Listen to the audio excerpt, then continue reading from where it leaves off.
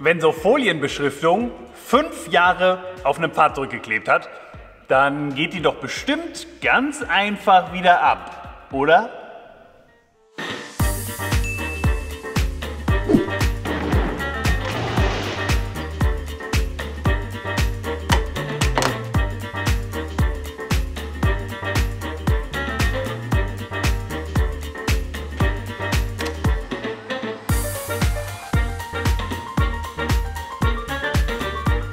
Komm mal nach hinten. Okay.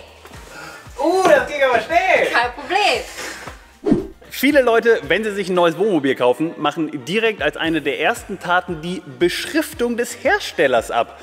Wir haben sie an unserem Knaus damals komplett dran gelassen, aber viele wollen eben nicht Werbung fahren oder finden die Logos und die Schriftzüge der Ausbauhersteller einfach nicht schön. Völlig verständlich und eigentlich auch kein Problem, denn theoretisch kann man die Aufkleber relativ leicht abmachen. Aber das sollte man dann relativ schnell machen, denn je länger die Aufkleber schon am Fahrzeug sind, desto schwieriger lassen sie sich wieder entfernen und desto höher ist auch die Wahrscheinlichkeit, dass sich der Lack unter der Folie anders verfärbt hat als die übrigen Stellen, die eben ständig dem Sonnenlicht und den äußeren Einflüssen ausgesetzt waren, so dass man dann eben selbst nach dem Entfernen der Folie noch immer sehen kann, was da mal draufgeklebt hat. Ob das bei uns auch so sein wird, ob wir es überhaupt schaffen, mit unseren Hausmitteln die Folie abzubekommen und ob wir beim Rausnehmen aller Einbauten hinten noch auf unliebsame Überraschungen stoßen, das werden wir jetzt gemeinsam herausfinden. Los geht's!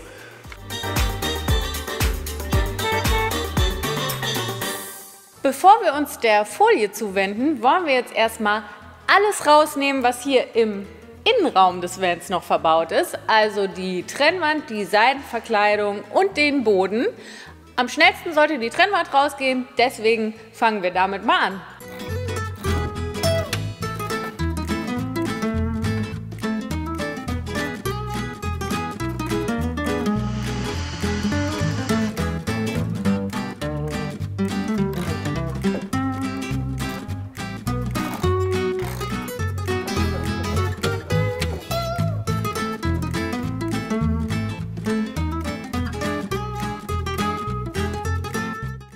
Wo hakt denn der hier? Hier ist auch noch eine Mutter drin. Ja, wenn man eine Schraube vergisst, dann kann das natürlich auch nichts werden.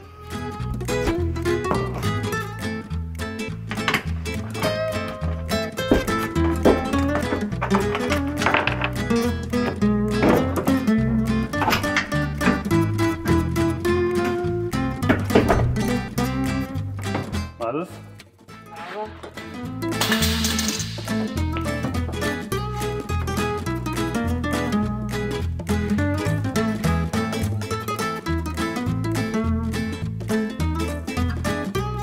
Juhu, wir haben es geschafft. Sie ist draußen. Und die Schrauben rauszumachen war auch gar nicht so schwierig, aber die ist unten verklebt gewesen.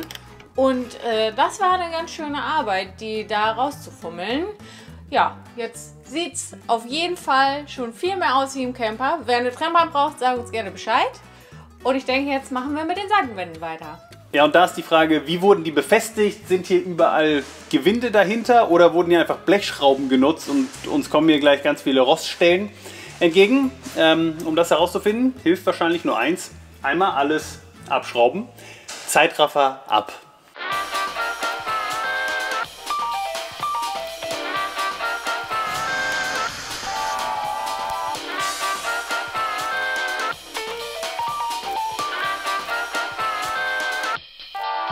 Ja, das wird dann jetzt doch eine etwas größere Baustelle als befürchtet, denn da sind ein paar Airline-Schienen drin und die sind nicht verschraubt, die sind vernietet mit ganz, ganz vielen Nieten. Ich habe gedacht, ich versuche die mal aufzubohren, dabei ist direkt der erste Bohrer abgebrochen. Ja, mal schauen, was wir uns jetzt einfallen lassen.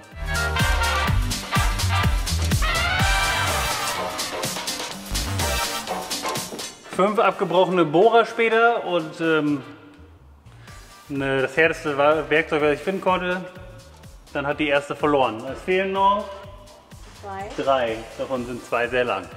Wo denn noch? In der Tür? Ist auch eine? Oh, denke ich.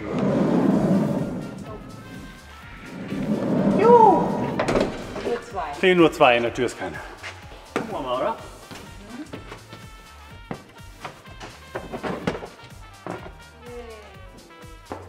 Ah. Und da ist noch eine komplette Menge.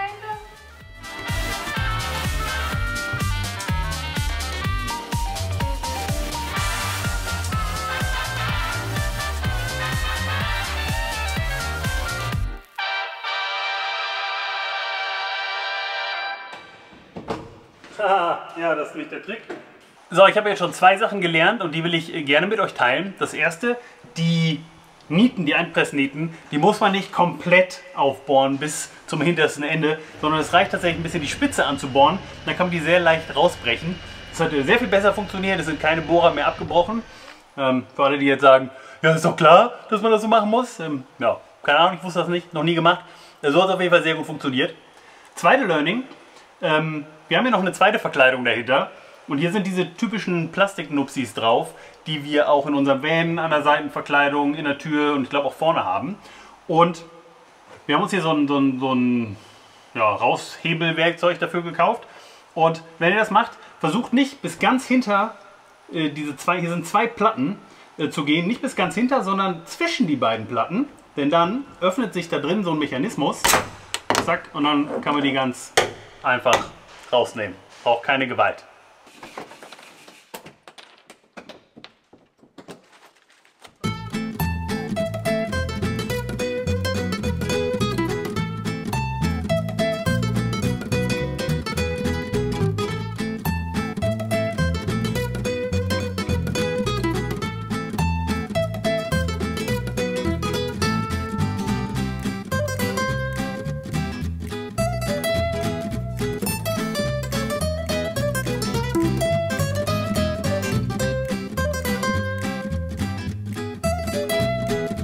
So, die Seitenverkleidung ist raus. Es macht einen riesen Unterschied. Es sieht, ja, der Van sieht ganz anders aus.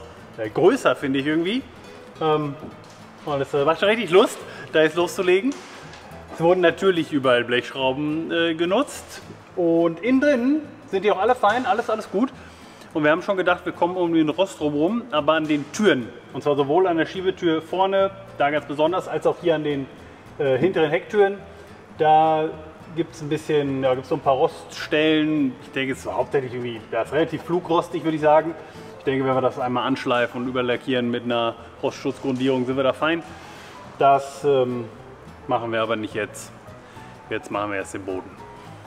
Und da haben wir natürlich Sorge vor, weil ja, vorne war er verklebt, an den Seiten haben wir schon gesehen, ist er verklebt. Und unsere große Hoffnung ist, dass er unten drunter nicht auch verklebt ist. Denn wenn das der Fall ist, haben wir jetzt viele Stunden was zu tun. Hoffentlich ist das nicht so. Ich fege hier jetzt erstmal nur grob den Dreck zusammen. Wenn wir dann aber den Boden rausgenommen haben, dann müssen wir auf jeden Fall nochmal richtig gründlich sauber machen und vor allem die Metallspäne der Nieten entfernen, denn die würden sonst anfangen zu rosten.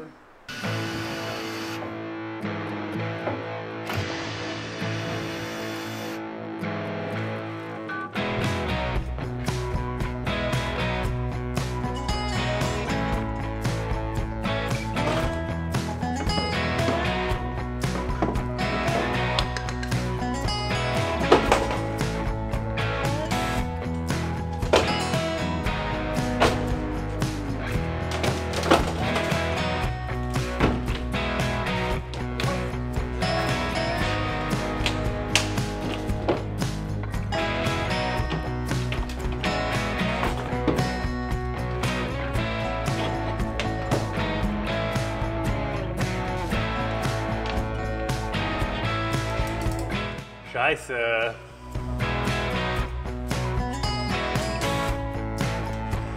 Es ist sehr schweißtreibende Arbeit. Es macht überhaupt keinen Spaß und man sieht überhaupt keinen Fortschritt. Ich bin froh, dass ich neue Klingen fürs Cuttermesser gekauft habe und auch ein paar, weil die leiden da ordentlich und brechen gerne mal ab. Hilft nichts. Weitermachen, glaube ich. Mal versuchen, das dann runter zu schieben.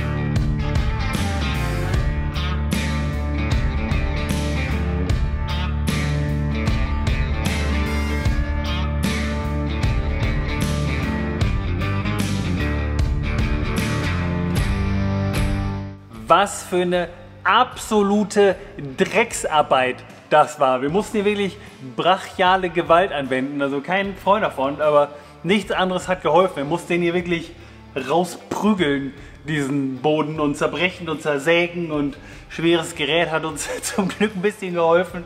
Das ist unglaublich, wie kann man so einen Boden in so ein schönes Fahrzeug reinkleben mit so viel starkem Kleber. Das ist einfach ein Dreck, und vor allem, ne, jetzt ist der Boden raus, aber jetzt haben wir natürlich überall noch diese Klebereste, diese Klebeflecke, teilweise ist da hinten auch noch Holz mit abgekommen.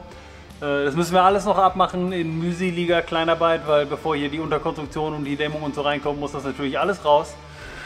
Ich habe ein kleines Stück, da wo der Kleber nur dünn war, mit einem Winkelschleifer und einer Schleifplatte versucht abzuschleifen und mal zu versuchen, ob das dadurch abgeht, wenn es dann schon dünn abgeraspelt ist. Und es funktioniert, aber es nimmt natürlich auch den ganzen Lack ab. Wobei mich das nicht so richtig stört, weil wir relativ viele Stellen hier natürlich neu grundieren müssen, damit es nicht rostet. Dann macht man das halt mit. Aber ja, wie befürchtet, waren wir jetzt schon ordentlich damit beschäftigt und werden noch ein paar Stunden damit beschäftigt sein. Aber den Kleber zu entfernen wird nicht mehr Aufgabe von heute. Das machen wir an einem anderen Tag. Ich mache jetzt Pause und gebe ab an Tina. Wenn wir keine Kameras hätten, um das hier alles zu filmen, würdet ihr die ganze Zeit das hier sehen. Das wäre doof, oder? Zum Glück bleibt uns das erspart, und zum Glück war das auch auf unseren Reisen in den letzten Jahren nie so. Stattdessen konnten wir unsere vielen tollen Erlebnisse immer mit euch teilen, weil wir die Sachen eben gefilmt haben. Und am häufigsten haben wir dafür Kameras von Insta360 genutzt, die tollerweise der Sponsor unseres heutigen Videos sind. Gerne träumen wir uns zurück auf unsere Reisen und schauen uns Aufnahmen von besonders tollen Orten oder Stellplätzen an, wie den Shot hier zum Beispiel, den wir mit der One RS und dem 360-Grad-Modul gefilmt haben. Aber auch jetzt beim Van-Ausbau möchten wir die Kameras auf keinen Fall missen. Zum Beispiel die winzig kleine Go 3 hier, die man sich einfach per Magnetanhänger ans T-Shirt machen und dadurch aus der Ich-Perspektive filmen kann. Wenn ihr jetzt sagt, so eine Kamera, die hätte ich auch gerne, dann schaut doch mal im Shop von Insta360 vorbei. Vom 30. August bis zum 14. September läuft da nämlich noch der End-of-Season-Sale mit ganz vielen Rabatten. Die One RS Twin Edition hat zum Beispiel einen Rabatt von 25%, aber es gibt sogar obendrauf noch was geschenkt, denn wenn ihr über unseren Link unten in der Videobeschreibung auf den Insta360 Shop geht, gibt es zu jeder Kamerabestellung noch ein gratis Geschenk obendrauf. Das kann ein zusätzlicher Akku sein, ein unsichtbarer Selfie-Stick, ein Stativ, je nach gewählter Kamera.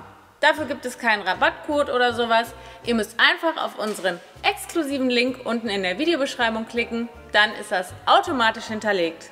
Viel Spaß beim Filmen, und wir werden uns jetzt mal der Folienbeschriftung widmen.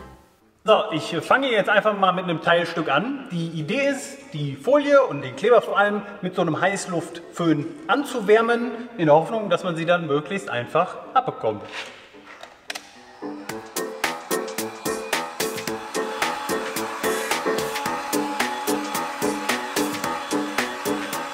Also das funktioniert besser als erwartet, viel besser als erwartet. Hier bleiben halt so ein bisschen Klebereste, aber dafür haben wir später noch so einen Klebereste-Entferner. Keine Ahnung, ich mache jetzt erstmal weiter und dann haben wir ja hier noch diese 10 Quadratmeter. Ja, wir schauen mal.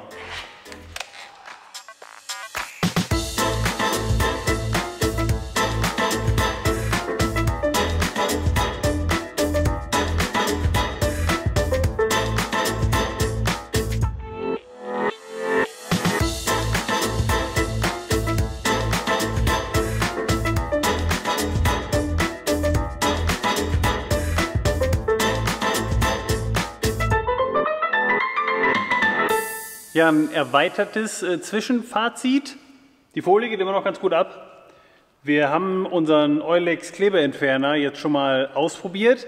Der funktioniert nicht ganz so gut wie normalerweise, so wie wir das kennen. Also es geht schon ab, aber man muss echt ordentlich da schrubben. Aber das werden wir jetzt einfach noch ein bisschen machen. Ja.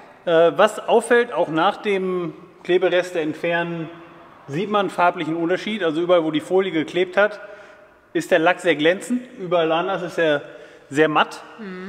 Die Frage ist jetzt, würde sich das angleichen, wenn man das Fahrzeug nach dem Folienentfernen mal komplett polieren lässt?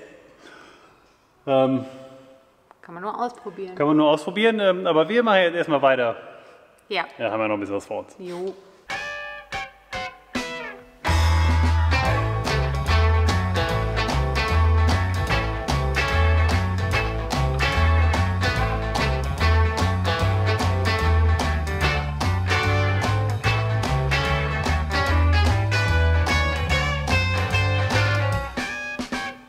Dieses große rote Stück hier, das ging jetzt mega gut ab und man sieht auch gar keinen Unterschied in der Farbe.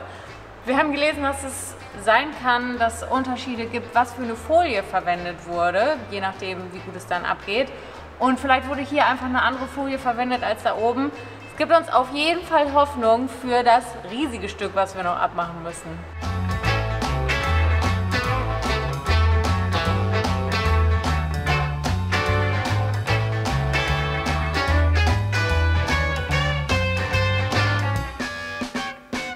Ändern sich Ihre Wohnwünsche? Passt für einen Campervan-Ausbau eigentlich ganz gut. Also vielleicht nicht so schlimm, wenn man das noch ein bisschen durchscheinen sieht am Ende.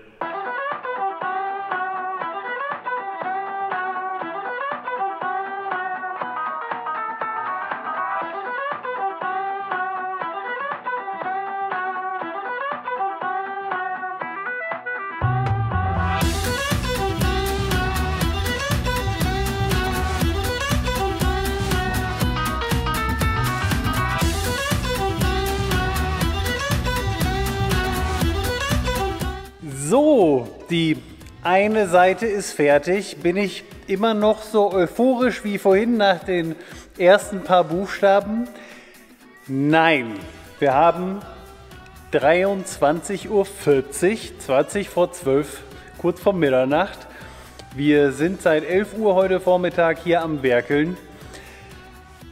Das hat sich alles ganz schön hingezogen. Das war eine richtige Plackerei. Diese großen Sticker vor allem hier, die ging richtig schwer, musste relativ viel Kraft aufwenden und einfach durch die Größe. Und da sind auch Kleberückstände teilweise zurückgeblieben. Definitiv sind die nicht so gut abgegangen wie die anderen Folien. Wir blenden euch ein paar Aufnahmen davon ein. Die Kleberückstände sollten auch noch abgehen, da mache ich mir keine großen Sorgen. Aber es war eben wirklich ein richtig großer Aufriss. Wir hatten gehofft, heute noch fertig zu werden, aber keine Chance. Die zweite Seite vorne und hinten, das vertagen wir auf einen nächsten Tag. Nicht morgen, das ist die Taufe meiner Nichte.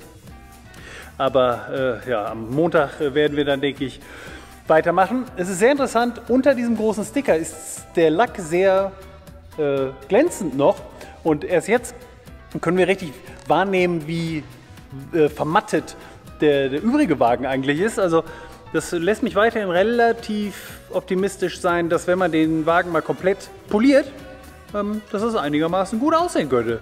Aber jetzt fahren wir erstmal nach Hause. Neuer Tag, neues Glück. Wir haben es zwar schon abends, aber wir arbeiten jetzt noch mal so 2-3 Stunden dran und dann schauen wir mal, wie weit wir kommen.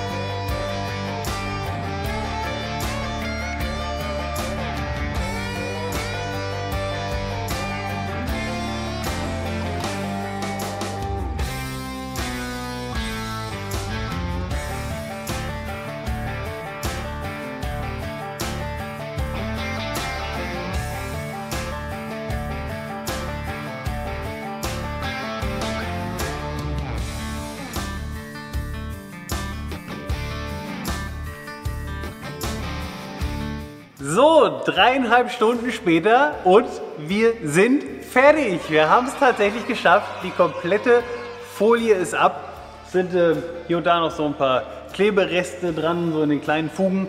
Da müssen wir noch mal drüber gehen, wenn wir den Van mal einmal im Tageslicht uns anschauen können. Also irgendwie die Tage, wenn die Sonne scheint und wir wieder hier sind. Ja. Wenn der Van draußen steht, da gehen wir dann noch mal drüber. Aber ansonsten, ja, die komplette Folie ist ab. Der Heißluftföhn und der Plastikschaber waren unsere besten Freunde in den letzten Stunden und Tagen. Es hat wirklich sehr gut funktioniert, muss man sagen. Und ja, irgendwann hat man auch relativ gut den Dreh raus. Also man kann diesen Plastikschaber ansetzen, dann mit dem Heißluftföhn drauf und sobald sich die Folie so ein bisschen, ja, sobald die ein bisschen weich wird und sich bewegt, dann kann man die sehr gut abziehen. Ja. Wenn sie reißt, dann war es in der Regel ein bisschen zu heiß. Ja. Aber ja, da hatten wir, glaube ich, jetzt ganz gut den Dreh raus. Trotzdem ja, war das immer noch eine ordentliche Plackerei. Also gerade unsere Hände sind gute Mitleidenschaft gezogen und ich denke, wir haben morgen den Muskelkater unseres Lebens in den Oberkörpern. Ja. Aber ja, wir haben es geschafft, sind sehr happy. Die Klebereste, die haben wir dann noch mit diesem Eulex Klebereste und Teerentferner abgemacht. Den haben wir euch in unserem großen Reinigungsvideo vor 2-3 Wochen schon mal gezeigt. Wahnsinns tolles Teil. Auch da muss man noch gut Arbeit reinstecken, aber es geht eben sehr gut ab. Das ist gut, wenn ihr irgendwas von den Sachen, die wir jetzt hier benutzt haben, nachkaufen wollt. Alles, was wir finden können, das stellen wir euch unten als Link in die Videobeschreibung. Schaut da gerne rein. Ja, wir sind auf jeden Fall mega happy mit dem Ergebnis. Ja, sieht sehr anders aus, der Van. Ja, wir haben beide gesagt, er sieht viel größer aus jetzt. Also jetzt, wo die Aufkleber ab sind, das macht echt einen richtig, richtig großen Unterschied. Ja, und einmal noch polieren, dann sieht er gefühlt aus wie neu. Ja, das stimmt. Es war natürlich auch sehr viel Arbeit und es ist schon spät. Ja. Deswegen fahren wir jetzt auch nach Hause und das ist dann auch der Zeitpunkt, wo wir jetzt dieses Video beenden. Ja, kurze Frage. Ja. Jetzt, wo wir die ersten Arbeitsschritte gemacht haben von diesem lang ersehnten Projekt Van-Ausbau, hast du noch Bock? Klar. oder willst du abbrechen? Nein, auf gar keinen Fall. Ja, sehr gut. Wir hoffen, dieses Video hat euch gefallen. Dann gebt ihm gerne ein Like. Und wenn ihr wissen wollt, wie es nächste Woche bei uns weitergeht, dann abonniert auch gerne unseren Kanal. Wir überlegen gerade, ob wir nächste Woche vielleicht mal unseren Grundriss zeigen wollen. Ja, unsere Gedanken dazu, was wir uns überlegt haben. Genau, wenn euch das interessiert, dann schreibt uns das doch gerne unten in die Kommentare. Das würde uns sehr interessieren, ob ihr das gerne gucken wollt. Wenn nicht, dann machen wir einfach weiter mit Rostentfernung, Klebereste, Entfernung, überlackieren, Löcher reinsägen. Also uns gehen die Arbeitsschritte nicht aus. Nee, ist noch genug zu tun. Aber jetzt beenden wir auf jeden Fall erstmal das Video. Also wir hoffen, ihr habt einen schönen Tag. Wir wünschen euch alles Gute, bleibt gesund und bis zum nächsten Mal. Ciao!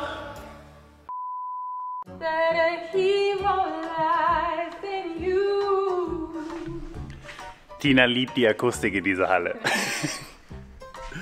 Zum Filmen nicht so gut, zum Singen hervorragend. Hervorragend.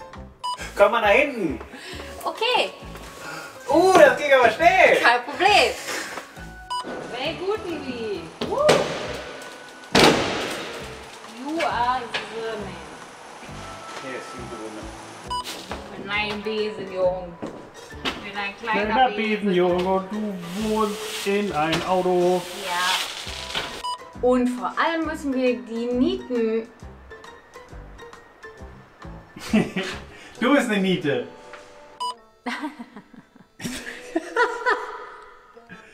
Wir haben es jetzt zwar schon abends, aber wir schauen mal, wie lange wir...